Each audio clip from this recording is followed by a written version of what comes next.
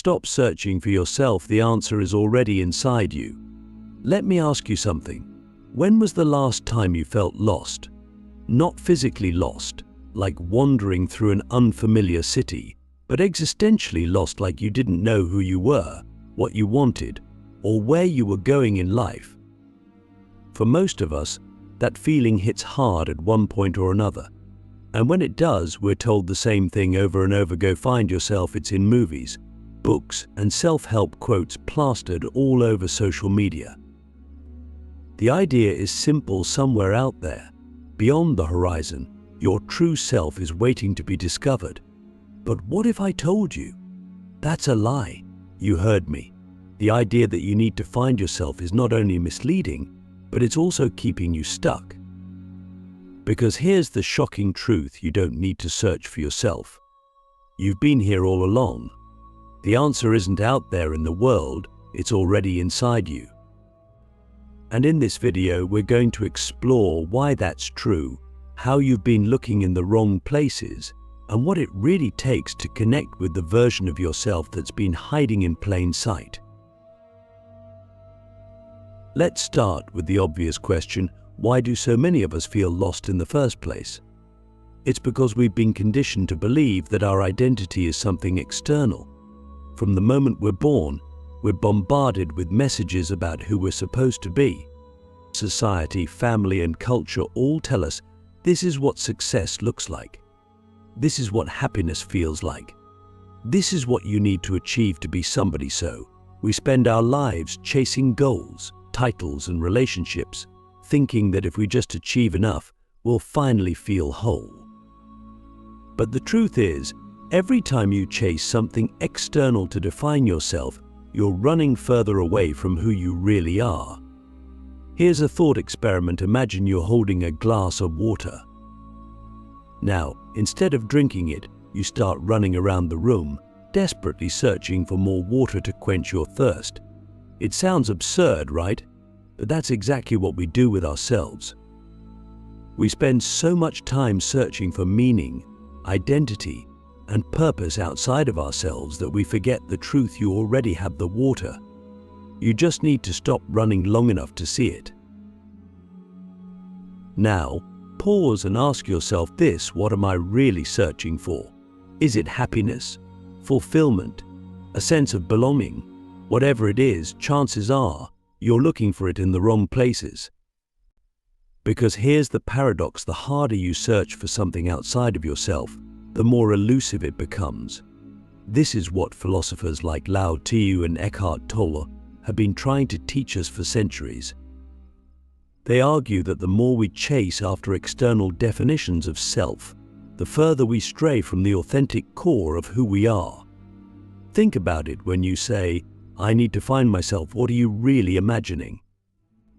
Maybe you picture yourself on some grand adventure, backpacking across Europe, meditating in the mountains, or diving into a new career or relationship.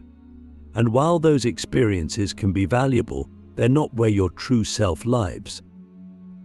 Your true self isn't hiding in the next city, the next job, or the next relationship. It's not waiting for you to achieve some milestone or unlock some secret. It's been with you all along, quietly waiting for you to stop searching and start listening. Click subscribe to this channel to get more profound spiritual lesson. So, if the answer isn't out there, then where is it? It's here right now in this moment. But to connect with it, you need to shift your focus inward. That's not easy though, is it? Most of us are terrified of sitting with ourselves, of facing the silence and asking the hard questions. But here's the thing: the discomfort you feel when you stop and look inward isn't a sign that something's wrong. It's a sign that you're getting closer to the truth. Let me ask you something else. When was the last time you sat with yourself, without distractions, and genuinely asked, "Who am I?" Not the version of you that the world sees, but the raw, unfiltered you, the one beneath the layers of expectations, achievements, and fears. If you've never done that, or if it's been a long time, don't worry. You're not alone. Most of us are afraid to ask that question because we don't know what we'll find. But here's the secret: what you'll find isn't some stranger. It's someone you've known all along. So, how do we stop searching and start connecting with ourselves? It begins with a radical shift in perspective. Instead of seeing yourself as a puzzle to be solved, start seeing yourself as a masterpiece in progress. Instead of chasing after some idealized version of who you think you should be, start honoring who you already are. And instead of looking for validation from the world, start asking yourself, what do I value? What brings me joy? What kind of life feels true to me? The myth of perfection: why you're already enough, even when you don't feel like it. Let's begin with a question that's as simple as it is profound. Why do you feel like you're not enough? Think about it. When you look in the mirror, when you scroll through social media, when you compare yourself to others, why do you feel this constant need to be more, to do more, to achieve more, to achieve more? Is it because you genuinely believe you're incomplete? Or is it because you've been taught to think that way? Here's the hard truth: most of us spend our lives chasing perfection because we've been conditioned to believe that we're inherently flawed. From childhood, we're bombarded with messages that tell us we're not good enough as we are. Marketing thrives on this idea. The beauty industry tells you that you need to look better. The self-help industry tells you that you need to be better. Even social media, with its endless highlight reels of other people's seemingly perfect lives, reinforces the idea that you're falling short. And so, we absorb this belief that our worth is tied to how much we can fix, improve, or achieve. But here's the paradox: the more you chase perfection, the further away you get from your true self. Why? Because perfection isn't real. It's an illusion. It's a moving target that shifts every time you think you're getting closer. And the saddest part: while you're busy striving to become someone you think the world will approve of, you're ignoring the person you already are, the person who is, right now, enough. Let's break this down. What does it even mean to be enough? Does it mean being flawless? Does it mean meeting every expectation that society, your family, or even you yourself have set? Of course not. Being enough means recognizing that your value isn't tied to what you do, achieve, or prove. It's rooted in the simple fact that you exist. Think about it this way: when you were born, you didn't have to earn your right to be loved. You didn't have to prove your worth. You were enough simply because you were alive. So why does that change as we grow older?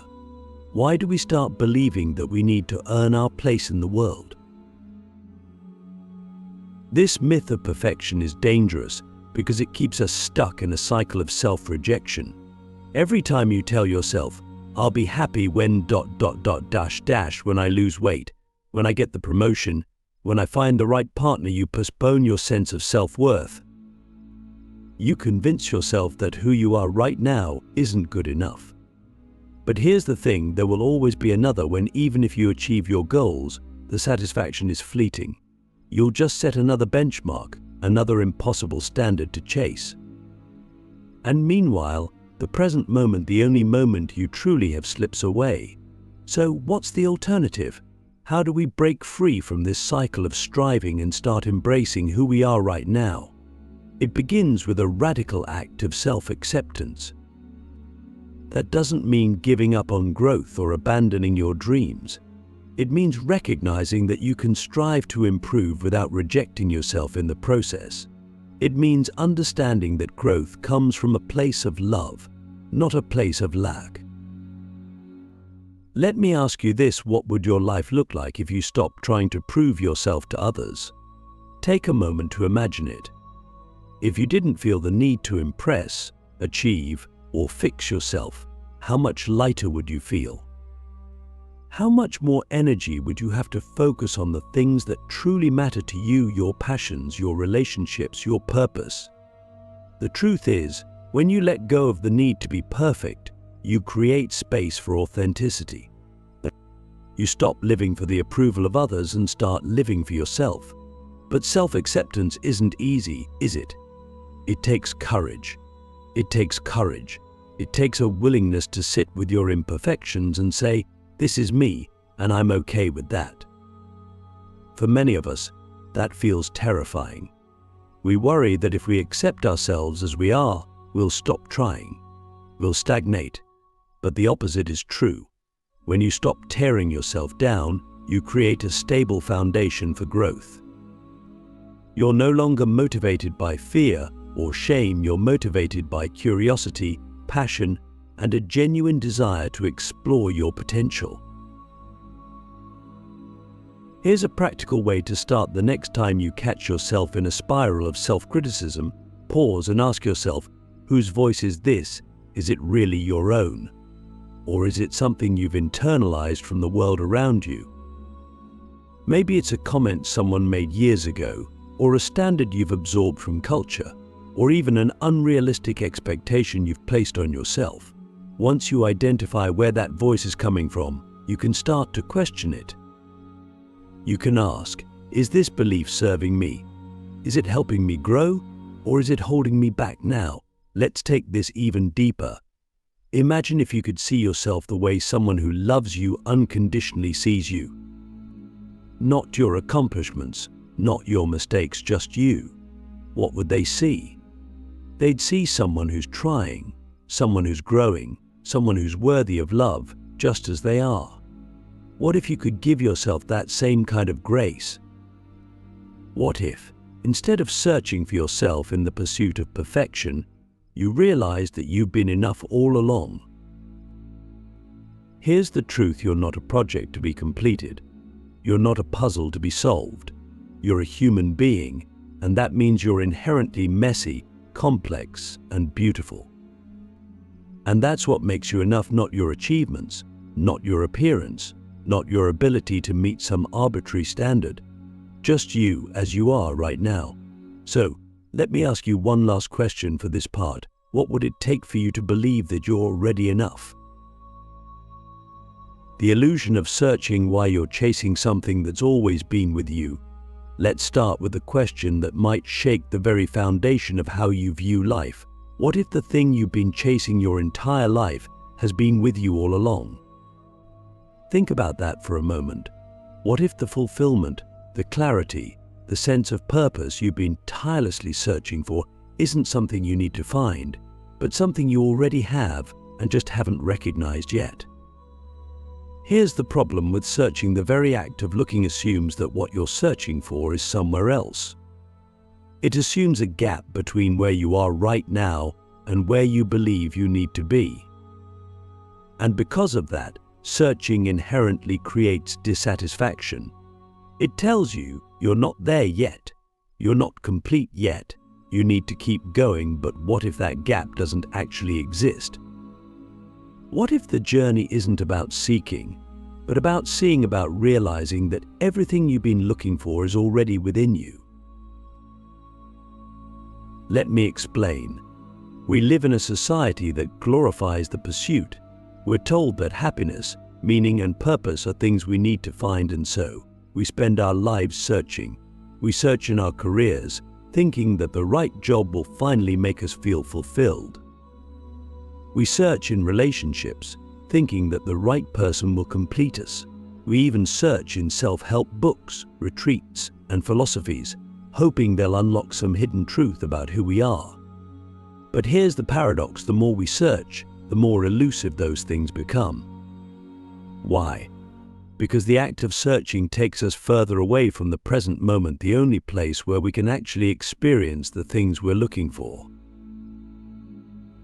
Let's pause for a moment and reflect. What are you chasing right now? Be honest with yourself.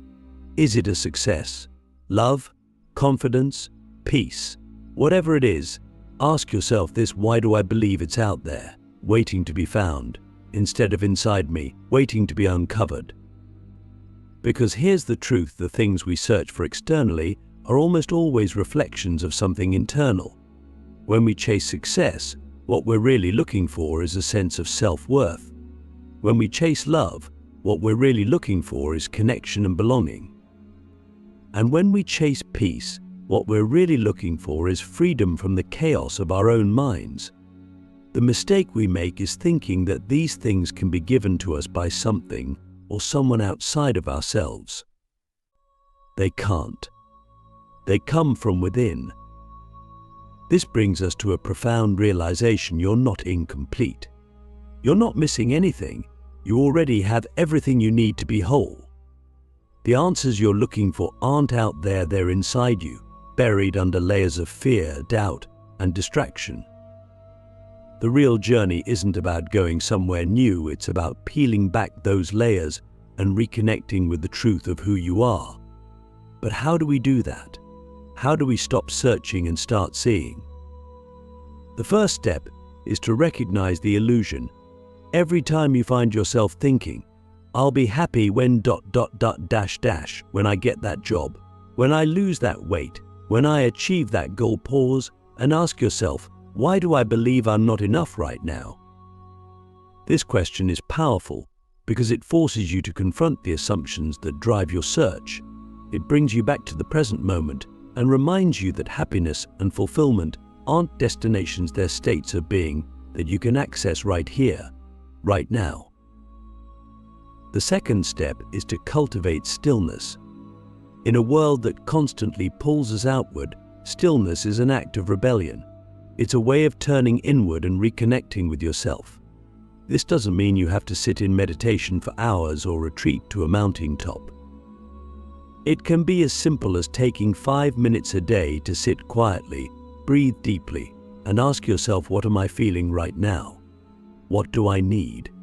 These moments of stillness allow you to tune out the noise of the world and tune into the wisdom that's already inside you.